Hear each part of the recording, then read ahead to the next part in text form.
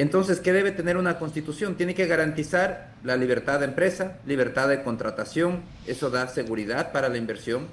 Por supuesto, debe tener como segundo tema la estabilidad jurídica. Ese es un tema central. Existen ejemplos, por el caso de la constitución peruana, en donde existen los contratos ley, contratos que no pueden ser modificados por leyes ni por disposiciones de ninguna clase. Eso da seguridad jurídica. ¿Cómo están? Bienvenidos a un nuevo video. En el día de la fecha nos metemos de lleno en la siguiente información. Economista ecuatoriano no se calla y pide aprender del Perú. El reconocido economista Alberto Acosta Borneo, analista financiero y ex editor de la revista Análisis Semanal, lanzó duras críticas al modelo económico del Ecuador y pidió mirar hacia países vecinos, en especial Perú, Colombia y Chile, como ejemplos de políticas que han logrado atraer inversión y garantizar estabilidad energética. Durante una entrevista en el canal RTP, Acosta fue categórico.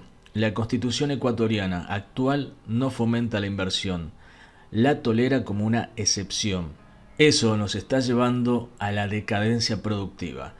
Y es que el economista sostuvo que Ecuador requiere una nueva constitución que promueva la libertad de empresa, la seguridad jurídica y la competencia real.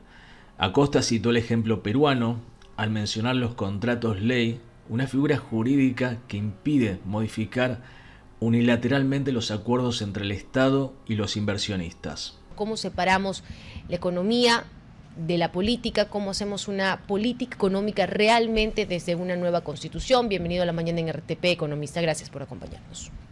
Muy buenos días, un gusto estar con ustedes. Una constitución que, bueno, hemos tocado varios puntos, desde la seguridad social, desde también la seguridad ciudadana, pero ¿qué debemos tomar en cuenta en la parte económica? Bueno, lo que necesitamos es una constitución que tenga algunos principios económicos muy claros, pero muy poderosos. Una constitución que sea amigable con la inversión productiva. La inversión productiva es el motor del crecimiento económico. Entonces, ¿qué debe tener una constitución? Tiene que garantizar la libertad de empresa, libertad de contratación, eso da seguridad para la inversión. Por supuesto, debe tener como segundo tema la estabilidad jurídica. Ese es un tema central.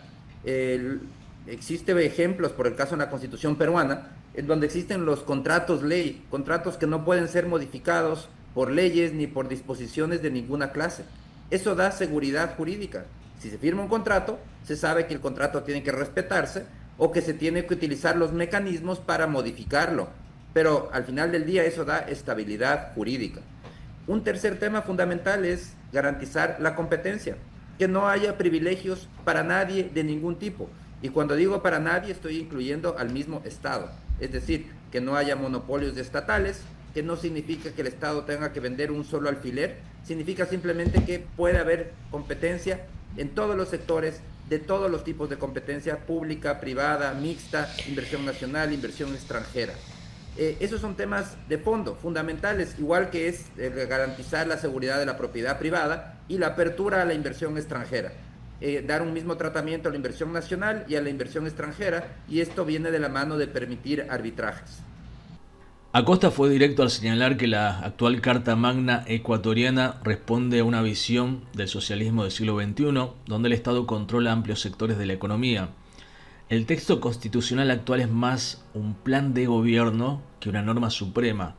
El Estado concentra cerca de una cuarta parte de la economía, prohibiendo o limitando la inversión privada en petróleo, energía y otros sectores estratégicos, dijo. Según el economista, esa política ha llevado al colapso productivo. La producción petrolera ha caído en más de 100.000 barriles diarios en la última década. El país enfrenta apagones eléctricos masivos desde el año 2019. Las empresas distribuidoras de energía están descapitalizadas por vender a precios políticos fijados por el Estado. Hemos perdido la capacidad de generación, transmisión y distribución eléctrica. Bueno, es realmente más que una constitución, es un plan de gobierno del socialismo del siglo XXI.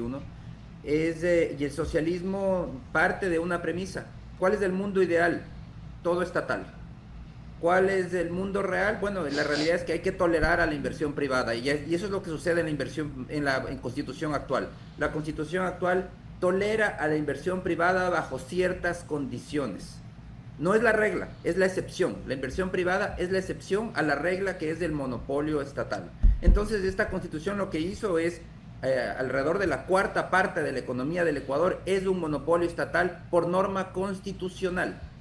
Y como excepción tolera la inversión privada. El resultado es que bloquea la inversión productiva, la inversión privada en amplios sectores de la economía y vivimos un problema de subinversión.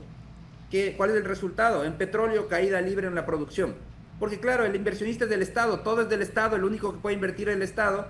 La excepción es la inversión privada, no sucede prácticamente nunca y cada vez producimos menos petróleo. Hemos perdido 100.000 barriles por día en la última década. Según la Agencia Internacional de Energía, vamos a perder la cuarta parte de la producción en apenas 5 años. En electricidad, apagones masivos. ¿Por qué? Porque el único inversionista es el Estado, es otro monopolio estatal. La excepción es la inversión privada. Entonces, la inversión que se da a nivel privado es marginal, insuficiente.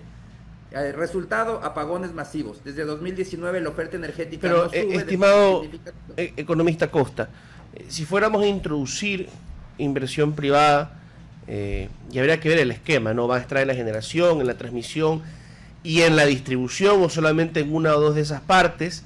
De cualquier forma, creo que implicaría el fin del subsidio de las tarifas eléctricas, que todavía de alguna forma continúa. Expertos hablan de que debería estar a 13, 14 centavos para poder sostener las inversiones que hay que hacer a mediano y largo plazo para justamente no solamente evitar los apagones, sino crecer al ritmo que crece la población.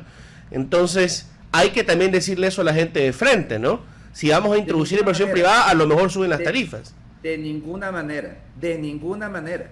Y hay que estar muy claros, porque cuando uno habla de que haya inversión privada en electricidad, en los países de la región, inclusive en Chile, tienen tarifas a los usuarios residenciales, tarifas controladas.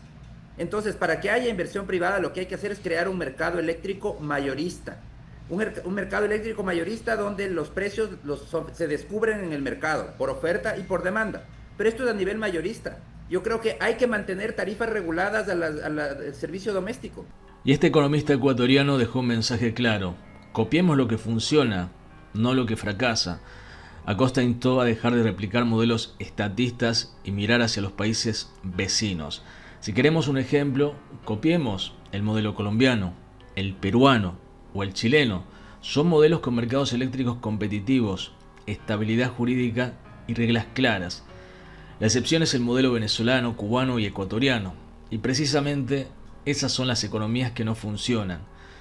Con esa afirmación, el economista ecuatoriano remarcó la urgencia de reformas estructurales que devuelvan dinamismo al país y rompan con la dependencia del Estado como único inversor. En Ecuador incluso la legislación dice no puede haber generación privada por más de 100 megavatios, ya se pone esos techos de la generación privada. Es decir, vemos cómo es el absurdo del esquema actual del Ecuador, que el resultado lo vemos palpable, insuficiente generación eléctrica. Entonces, al igual que en otros sectores, el que exista un mercado eléctrico mayorista no significa para nada que tenga que cambiar la política de subsidios, que es una política del Estado. Lo que sí tiene que hacer, y un cambio importante, es que el subsidio eléctrico tiene que ser reconocido por el Estado, algo que no es en la actualidad. Porque en la actualidad se obliga a las empresas distribuidoras a asumir un subsidio, lo que las descapitaliza y por eso tienen cada vez menos recursos para invertir, porque tienen que vender por debajo de lo que les cuesta comprar esa electricidad las empresas distribuidoras en la actualidad. Las empresas públicas distribuidoras que siguen descapitalizándose, por eso no invierten y tenemos todos los problemas que tenemos a nivel eléctrico. Los problemas son masivos, desde la generación, la transmisión, la distribución, pérdidas negras gigantescas. Es decir, ese sector está colapsando.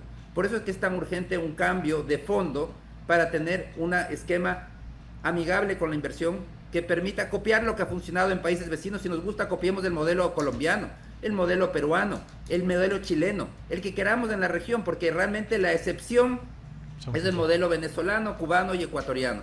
Las palabras de Acosta han generado eco entre analistas y ciudadanos que perciben la necesidad de un cambio profundo.